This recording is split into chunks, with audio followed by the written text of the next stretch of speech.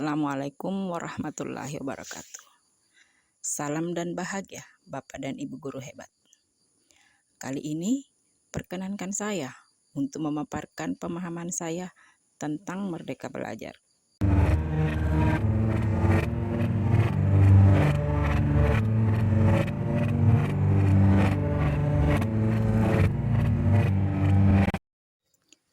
Manusia merdeka adalah manusia yang hidupnya bersandar pada kekuatan sendiri, baik lahir maupun batin, tidak tergantung pada orang lain.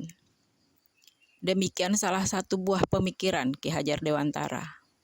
Merdeka untuk mengatur diri sendiri, untuk terus belajar secara mandiri, apapun profesi yang sedang kita jalani, sebagai bagian dari perjalanan menjadi manusia merdeka, yang nantinya akan menghantarkan murid-murid kita menjadi manusia merdeka.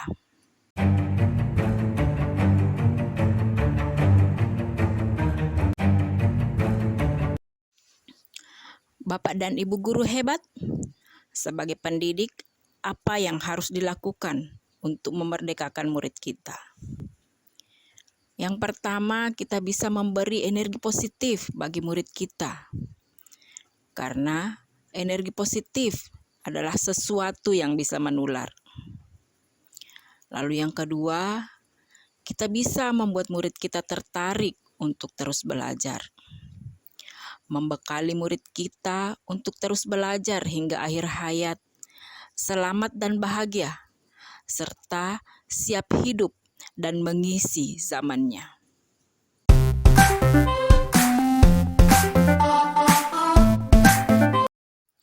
Sebagai pendidik, kita tentu mempunyai harapan pada murid-murid kita.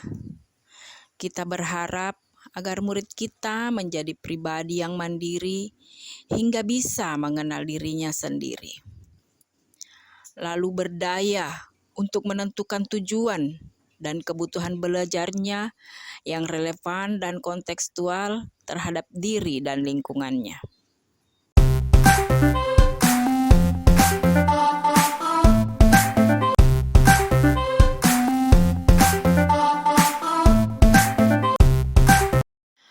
Bapak dan Ibu guru hebat, murid kita sekarang ini adalah generasi digital native, di mana mereka begitu fasih berselancar di dunia maya, berselancar di internet, menggunakan sosial media, di mana mereka bisa mendapatkan pengetahuan, bahkan mendapatkan keterampilan sesuai kebutuhan belajarnya.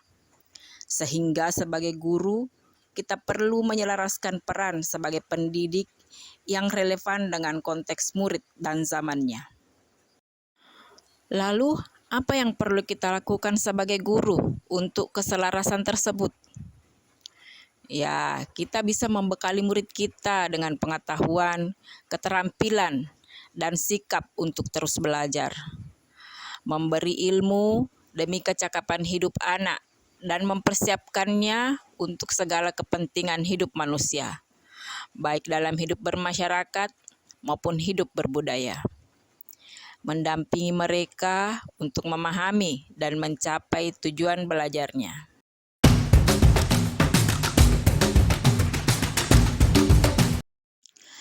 Bapak dan Ibu guru hebat, sebagai pendidik, kita perlu memberikan pendidikan dan pengajaran kepada murid-murid kita. Lalu, apa perbedaan di antara keduanya?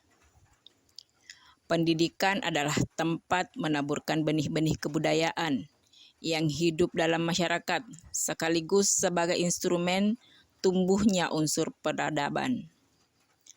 Dan pengajaran adalah suatu cara untuk menyampaikan ilmu atau manfaat bagi hidup anak-anak secara lahir maupun batin.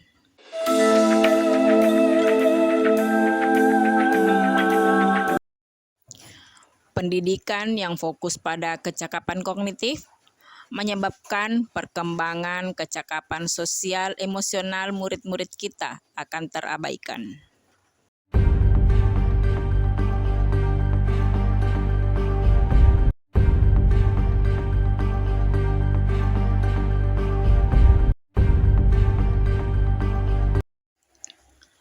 Lalu, bagaimana caranya?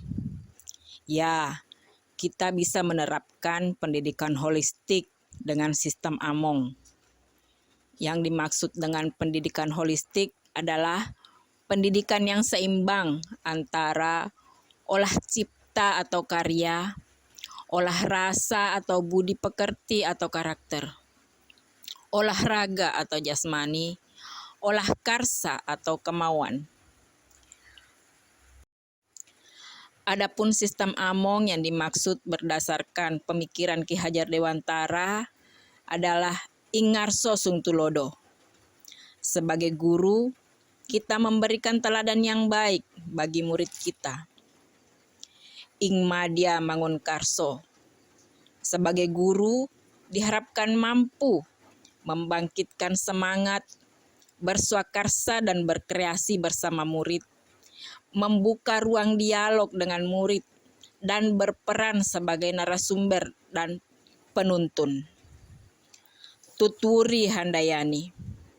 Guru diharapkan tidak hanya mampu memberikan motivasi, namun juga bisa memberikan rekomendasi atau saran agar murid mampu mengeksplorasi daya cipta, rasa, karsa, dan karyanya.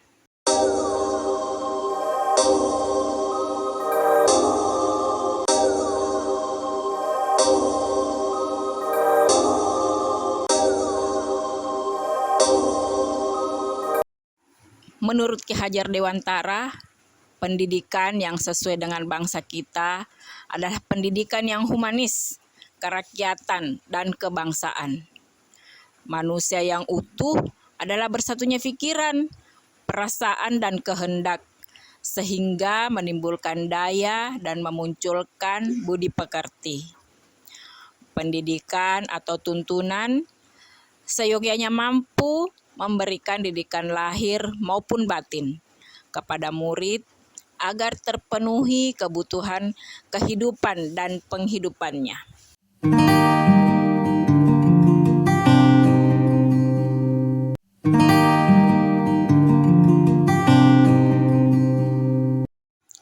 Budi pekerti merupakan perpaduan cipta atau kognitif dan rasa atau afektif, sehingga menghasilkan karsa, yaitu psikomotorik.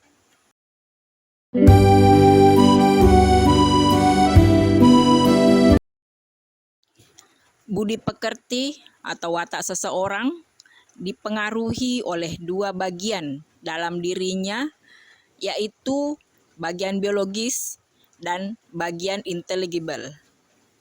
Bagian biologis meliputi rasa malu, takut, percaya diri, cemas, dan lain-lain. Bagian ini tidak dapat dirubah. Lalu ada bagian intelligible atau kemampuan menyerap pengetahuan. Bagian ini bisa dipelajari dan dikembangkan. Kemampuan seseorang dalam menyerap pengetahuan dapat menyamarkan bagian biologis seseorang sehingga terbentuklah budi pekerti.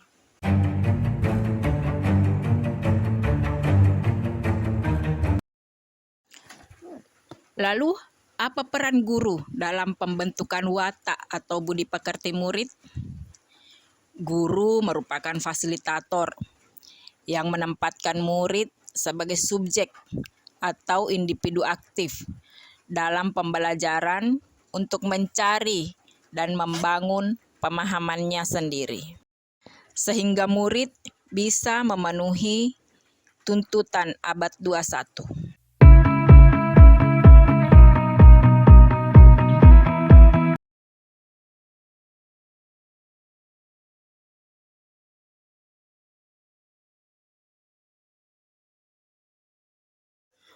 Tuntutan abad 21 meliputi menjadi pembelajar sepanjang hayat, lalu membangun konteks diri atau identitas.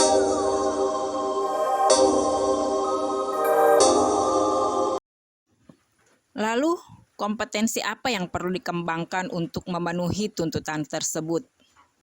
Yang pertama mencakup literasi, termasuk di dalamnya bahasa, matematika, sains, digital, dan finansial. Lalu untuk menjadi mandiri, mengenal dirinya, mengidentifikasi apa yang diketahui dan tidak diketahui, termasuk di dalamnya growth mindset, keinginan atau pemikiran untuk terus berkembang.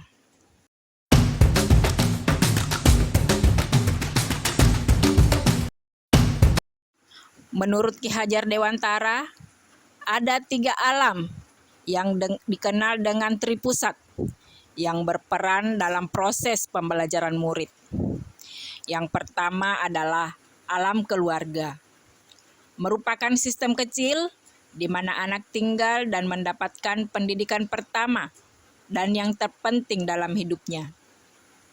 Yang kedua adalah alam perguruan, merupakan wadah yang memfasilitasi pengembangan intelektual murid serta menuntun murid menemukan wawasan ilmu pengetahuan yang lebih luas.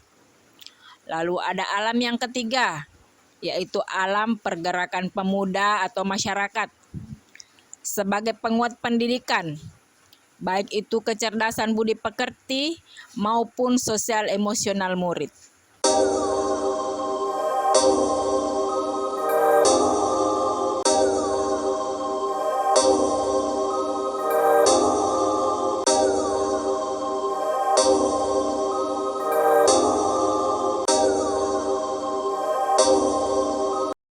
Hadirnya teknologi juga membuat terbentuknya wadah-wadah baru berupa alam digital atau alam maya, alam algoritma, alam data, dan lain-lain.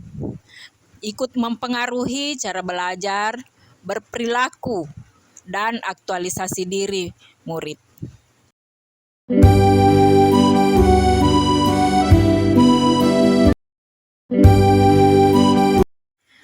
Demikianlah Bapak Ibu guru hebat. Salam dan bahagia.